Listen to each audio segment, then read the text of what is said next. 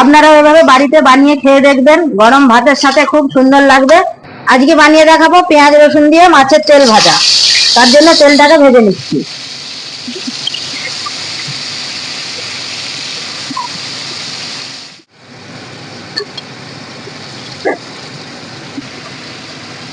দিয়ে দেবো একটু নুন,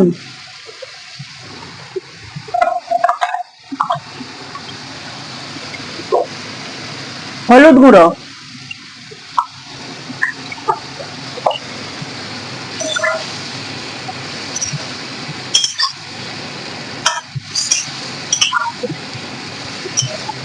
মাছের তেলগুলো ভাজা হয়ে গেছে, তুলে নিচ্ছি।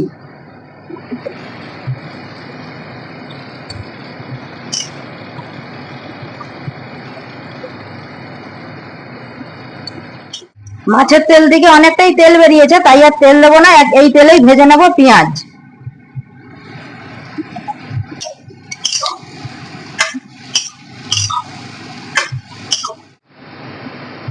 পেঁয়াজটা লাল লাল করে ভাজা হয়ে গেছে, এবার দিয়ে দেবো রসুন কুচি, কাঁচা লঙ্কা কুচি,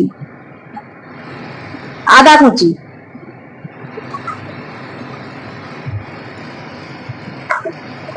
এবার একসাথে একটু লাল লাল করে ভেজে নিতে হবে। দিয়ে দেবো পরিমাণ মতো নুন,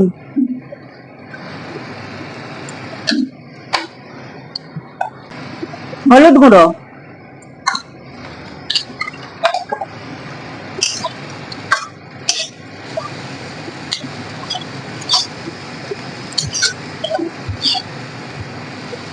পেঁয়াজ আদা রসুন লঙ্কা সব ভাজা হয়ে গেছে, এবার দিয়ে দেবো ভেজে রাখা মাছের তেল।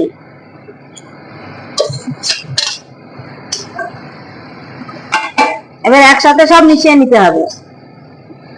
আপনারা এভাবে বাড়িতে বানিয়ে খেয়ে দেখবেন, গরম ভাতের সাথে খুব সুন্দর লাগবে। আর যদি ভালো লেগে থাকে এই রেসিপিটা, লাইক কমেন্ট শেয়ার করে দেবেন, আর চ্যানেলটিকে সাবস্ক্রাইব করে দেবেন।